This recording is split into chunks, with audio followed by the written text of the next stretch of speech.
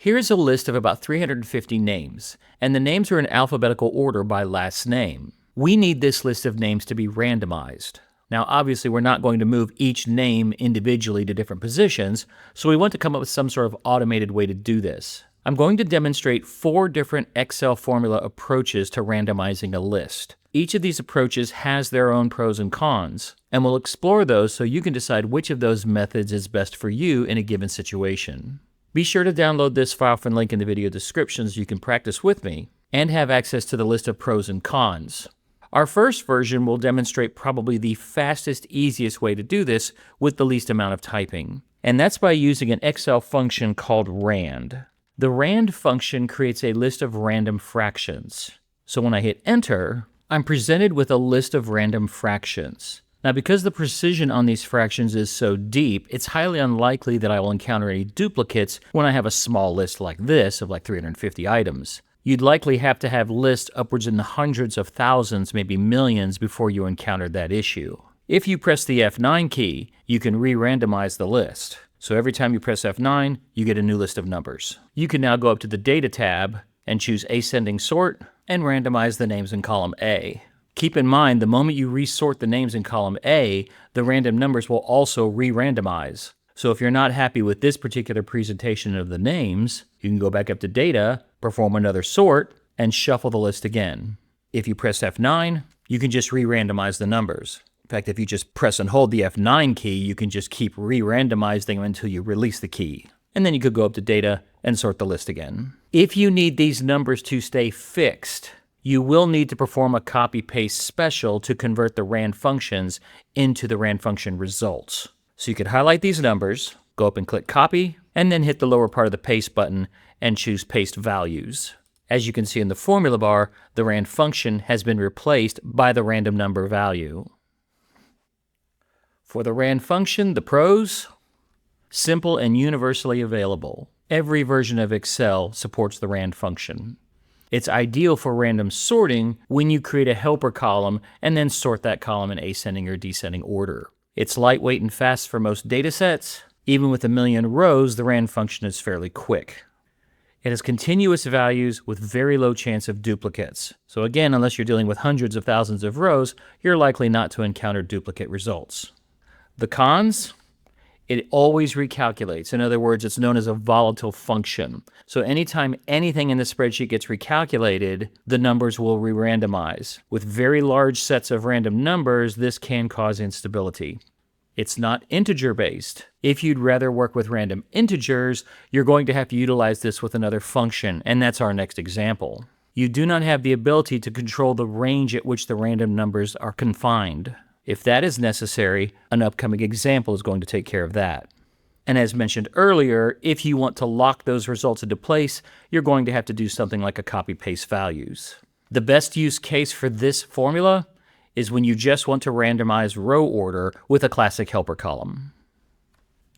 But what if instead of a list of random fractions, you'd like to have a random list of integers? One of our tricks would be to take the results of the RAND function and multiply it by some value. So if we start with a RAND function, which then generates a list of random fractions, we could go to the end of that RAND function and multiply the results by some value. So if I wanted random numbers between 1 and 100, multiplying the list by 100 will do that. If I wanted a list of random numbers between 1 and 100,000, I would just have to multiply by the appropriate value. Now the issue here is we're still left with a fraction. We don't truly have a whole number. So we'll have to wrap this whole RAND multiplier formula inside of an integer function. And when we press enter, we're presented with a list of random integers between 0 and whatever our multiplier is. For our integer RAND combination with a multiplier, the pros for this: it does produce integers unlike the RAND function by itself. It gives you more control over the upper bound than just a RAND, and you don't have to have a fixed value for that n argument. That can be a reference to a cell, so you can make that dynamic and then type in any value you want, re-randomize the numbers, and produce the numbers within that desired range. It is still relatively simple and fairly flexible, and it's really good for producing ID-style random numbers like for part numbers or employee numbers. The cons: There is a slight bias risk if not scaled carefully due to the truncation via the integer function. So if your multiplier is not very large, it's very likely you'll run into duplicates. It is still a volatile function, which means it's going to recalculate every random number no matter what else on the spreadsheet recalculates. The range has to be manually adjusted, which makes it less readable than the RANDBETWEEN function that we'll see coming up. And as mentioned a moment ago, it can produce duplicates in large data sets. But the counter to that is to increase the multiplier. What's the best use case? When you want integers, but you still want some flexibility in your scaling through that n argument. Now let's examine the Excel function I use more often than not when generating random integers, and that is the RANDBETWEEN function. Not only will RANDBETWEEN generate integers, but it will allow you to define the upper and lower range of those integers. So we'll start with an equals and a RANDBETWEEN function. The first argument is the lower bound, and you can make that anything you like. I'll make it 0. The upper bound can also be anything you like. I'll make that 10,000. When I press enter, I'm presented with random integers between 0 and 10,000. With a data set as small as this one of 350 items, random numbers between 0 and 10,000 may still result in some duplicates. If that's the case, just extend the upper or lower bounds. Remember, if you press your F9 key, you can re-randomize all of these lists.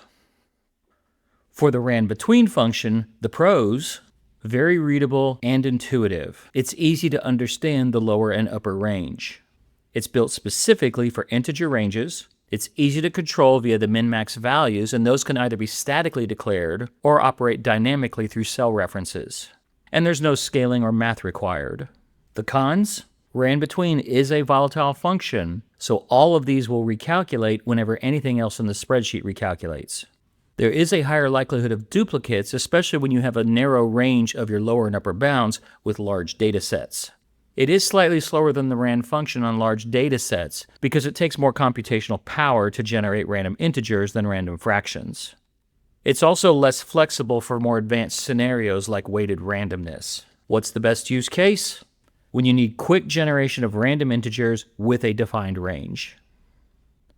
Our fourth and final example will be the most heavyweight, but it is also the most sophisticated, which means it gives us the greatest variety of options for control. This example will use one of Excel's new dynamic array functions called RANDARRAY. So let's type in an equals, and we'll choose RANDARRAY. The RANDARRAY function has 5 arguments. How many rows do you want? How many columns do you want? We can also specify the lower and upper bounds and whether or not we want the results to be integers or fractions. In this case, I want as many rows as there are in this table. Now, if you know that there are 350 rows, you can type in 350. But what if this list expands or contracts? Let's use another function to detect that expansion and contraction. And this will be the COUNTA function. I want COUNTA to count how many values there are between cells A3 and whatever the maximum length of this table might be. We'll begin our counting at A3. And we'll go all the way through A and then whatever the largest number of cells we think we might encounter over the life of this file. I currently have 350 entries in this file, and I doubt very seriously I'll go beyond 1,000.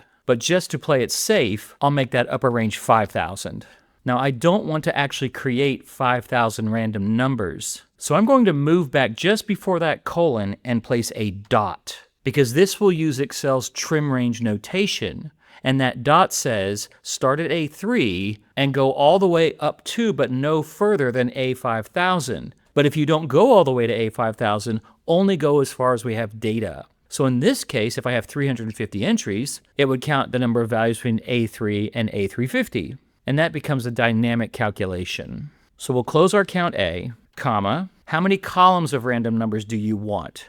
I only want 1 column of random numbers.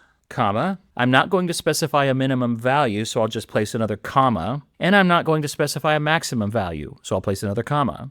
The 5th argument wants to know, do we generate fractions or whole numbers, decimals or integers? Since I did not define an upper or lower bound for the integers, in this case I should choose decimal. We'll close parentheses, press enter, and just like the RAND function in the first example, I get a list of random fractions. If I press F9, I can re-randomize the list. If I wanted to do something more like the second or third versions, I could go back into this formula and define a lower bound like 0 and an upper bound of, say, 10,000. If I leave the 5th argument as false, I will get random numbers between 0 and 10,000 that have fractions. If I change the false to true, I get random whole numbers between 0 and 10,000. For our rand array count A example, the pros, we have a dynamic array-based function provided you're working with a modern version of Excel.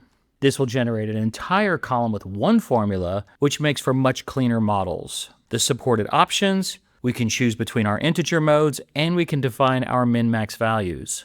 It's faster for large data sets versus copying the same formula down hundreds if not hundreds of thousands of rows. It's ideal for spill-based workflows and automation that use modern Excel dynamic array functions.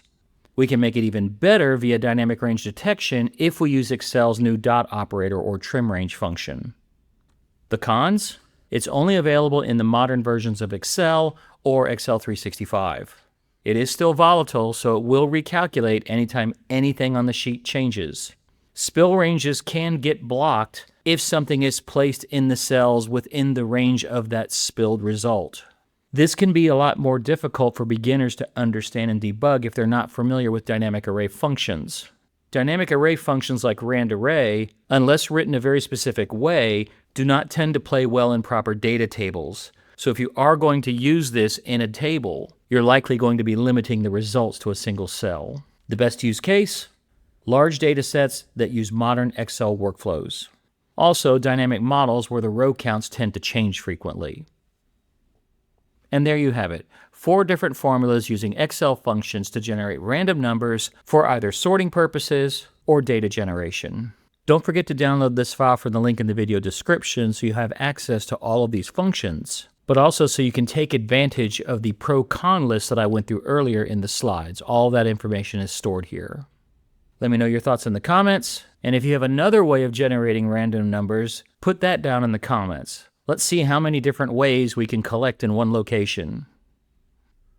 Thank you for watching, and remember at BCTI, the learning never stops.